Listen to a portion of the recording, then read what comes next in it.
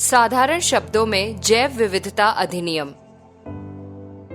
चलिए आपको मैं इसके बारे में बताती हूँ। मान लीजिए कि एक दवा कंपनी है जो एक क्रांतिकारी नई दवा विकसित करने की प्रक्रिया में है। इस दवा में अल्जाइमर रोग, जो कि एक विकार है जो बुजुर्गों की याददाश्त और अन्य महत्वपूर्ण मानसिक क्षमताओं को नष्ट कर देता है, से पीड़ित लाखों लोगों की मदद करने की क्षमता है।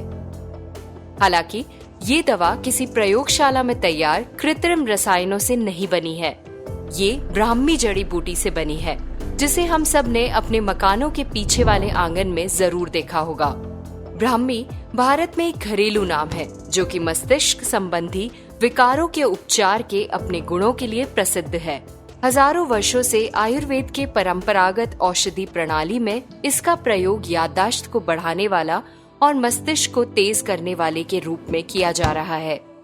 देश में पाए जाने वाले ब्राह्मी के साथ साथ इससे जुड़े पारंपरिक ज्ञान पर भी भारत का पूरा अधिकार है। पूर्ण अधिकार किसी देश को उसकी सीमाओं के भीतर पाए जाने वाले प्राकृतिक संपदा और संसाधनों पर उसके खास अधिकार को पूरी तरह सुनिश्चित करता है।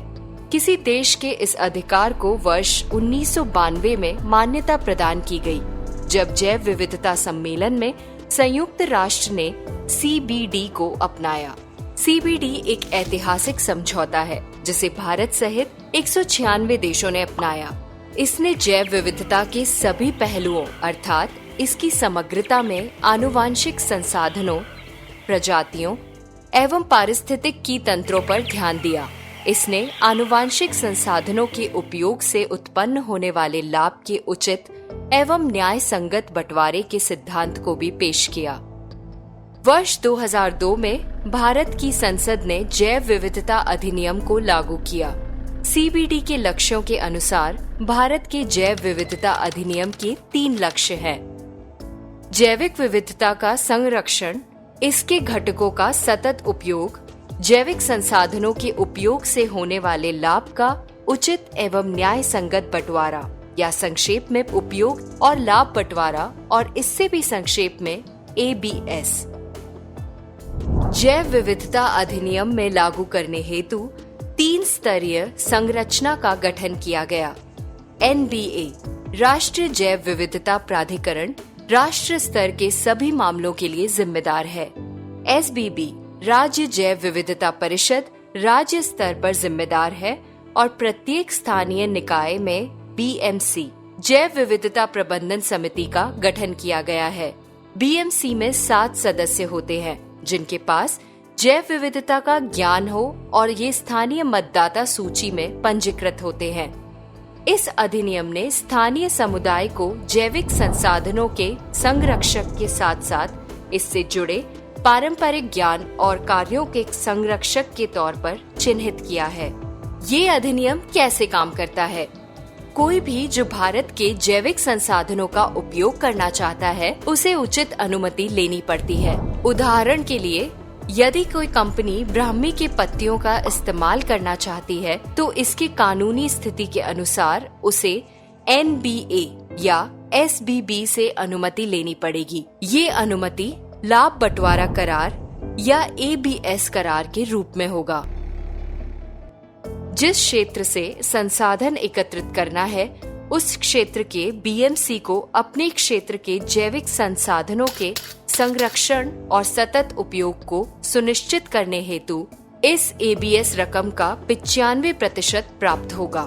संक्षेप में, कोई भी व्यक्ति या कंपनियां जैसे कि दवा कंपनियां, सौंदर्य प्रसाधन, पोषण संबंधित और अन्य जो पौधों, पशुओं या यहाँ तक कि सूक्ष्म जीवों की प्रजातियों या भारतीय लोगों के पारंपरिक ज्ञान का उपयोग करना चाहते हैं, उनको पूर्व अनुमति लेनी पड़ेगी। केवल कुछ जैविक संसाधन जो आमतौर पर वस्तुओं के रूप में बेचे जाने वाले की श्रेणी के तहत सूचीबद्ध हैं, उनको ही इस नियम से छूट प्राप्त है।